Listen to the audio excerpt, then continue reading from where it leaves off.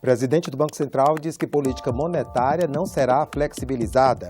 Comissão aprova o projeto que garante ao Comitê Olímpico Internacional exclusividade do direito de imagem dos Jogos Rio 2016. O Brasil está prestes a ganhar lei sobre o funcionamento das empresas juniores. Você vê nesta edição. Boa tarde. O cenário econômico ainda é desafiador e, por isso, não deve haver flexibilização da política monetária.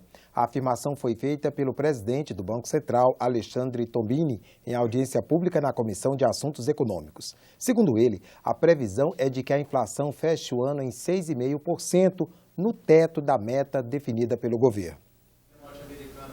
Apesar de o índice de preços registrar queda desde o mês passado, reflexo de fatores como fortalecimento do dólar e menor ajuste de preços administrados, o presidente do Banco Central negou a possibilidade de flexibilizar a política monetária. Segundo ele, o controle da inflação é fundamental para a retomada da credibilidade na economia brasileira. Na fase em que estamos, quando ocorrem simultaneamente queda da atividade econômica e inflação ainda elevada, a percepção dos agentes econômicos é naturalmente afetada. O processo de convergência da inflação para a meta ajudará a reduzir as incertezas e ampliará o horizonte de planejamento dos agentes, melhorando assim o ambiente macroeconômico. Tombini reforçou ainda a necessidade de ajuste fiscal. Não há como sustentar conquistas econômicas e sociais se não houver confiança por parte da sociedade na gestão fiscal, sobretudo no horizonte de médio e longo prazos. Devemos ter clareza sobre a importância do ajuste fiscal para estabelecer as bases para o crescimento sustentável. O presidente do Banco Central foi questionado por vários senadores sobre a proposta de uso das reservas internacionais como fonte de recursos para investimentos. O Partido dos Trabalhadores, no seu Programa Nacional de Emergência, no seu item 2, está propondo a utilização de parte relevante das reservas internacionais para um Fundo Nacional de Desenvolvimento e Emprego. Qual a avaliação de Vossa Senhoria nessa conjuntura de tamanhas incertezas, imprecisões, de ausência de credibilidade dessa iniciativa do Partido dos Trabalhadores em tentar botar a mão naquilo que representa a última coluna de solidez que pode e que continua sendo muito importante para o nosso país. O nível de reservas internacionais brasileiras, na faixa de 15% do produto interno bruto, é um nível moderado. Não é exagerado, também não é pequeno, é satisfatório. Eu acho que esse nível deve ser preservado onde ele está. Enfim, as reservas são um seguro, elas têm que estar aplicadas com segurança em ativos de alta liquidez. As reservas são um grande diferencial no enfrentamento dessa crise. Nós estamos passando talvez uma crise financeira mundial muito pior do que na década de 80 e 90 e o que nos está dando diferencial de enfrentá-la é justamente as reservas. Quando não muito poderíamos utilizá-las para bater dívida bruta, mas também acho que não é o caso nesse momento. Senadores também pediram a opinião do presidente do Banco Central sobre a influência do momento político na oscilação do dólar. Sempre que há alguma denúncia nova, sempre que há qualquer vislumbre de que o governo possa não se sustentar, haveria essa redução do dólar. Quais são, na verdade, as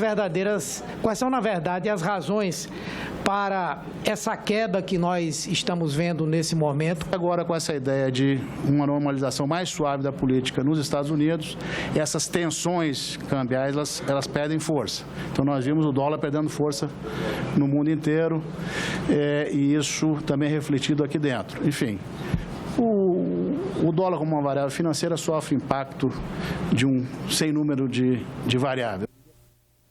Aprovado na Comissão de Ciência e Tecnologia, o projeto que fixa regras sobre os direitos de transmissão dos Jogos Olímpicos e Paralímpicos do Rio de Janeiro. O texto, já aprovado pela Câmara, é uma adequação da legislação brasileira aos compromissos assumidos com o Comitê Olímpico Internacional.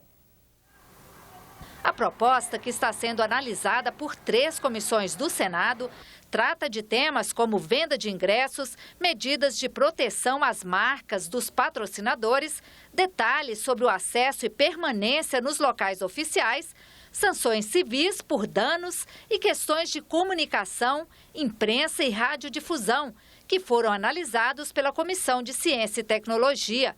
O texto aprovado pela comissão reafirma que o Comitê Olímpico e o Comitê Paralímpico Internacional são os titulares exclusivos e beneficiários de todos os direitos relacionados às imagens e aos sons dos eventos oficiais e estão autorizados a negociar a cessão de imagens para as emissoras.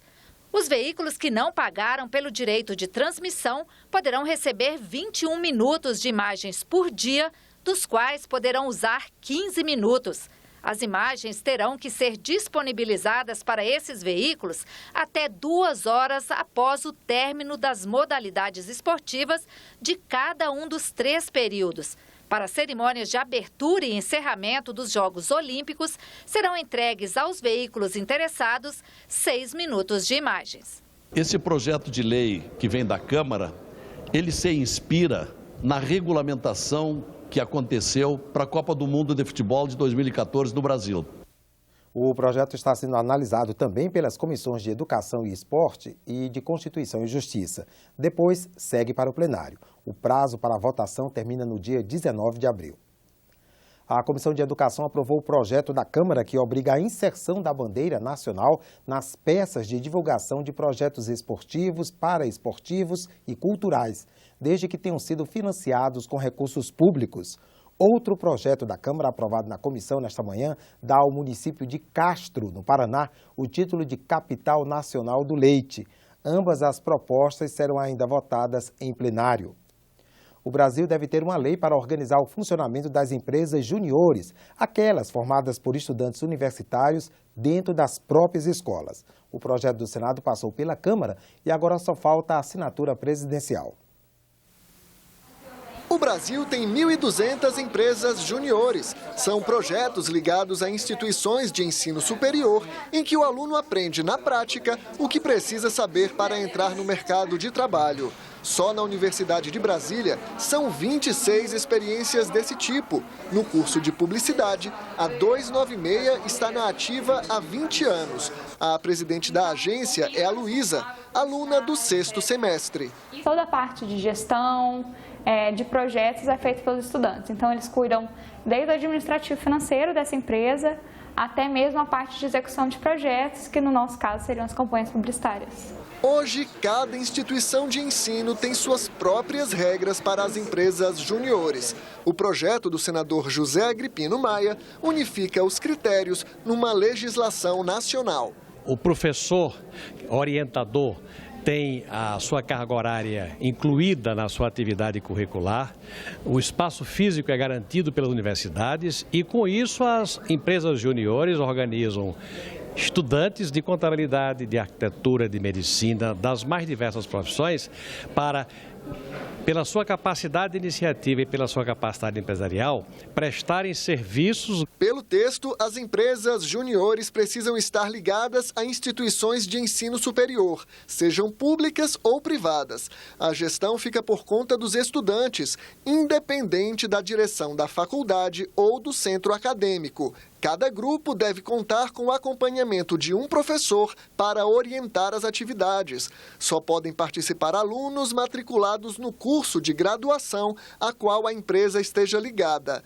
Ela pode cobrar pelo serviço, mas o trabalho dos estudantes é voluntário. A gente recebe o dinheiro, o pagamento do cliente, mas nunca ele é revertido em salário para os membros. É sempre revertido em uma capacitação ou investimento na estrutura física da empresa. O professor que acompanha uma empresa júnior de engenharia florestal acredita que a lei vai precisar de regulamentação. Cada uma tem uma especificidade e isso deve ser visto com bastante cautela, porque aí evita o que a gente estava comentando, algum engessamento, alguma coisa que acabe atrapalhando o funcionamento dessas associações que andam razoavelmente bem do jeito que estão, né? Só falta esse guarda-chuva para protegê-las melhor, legal, né?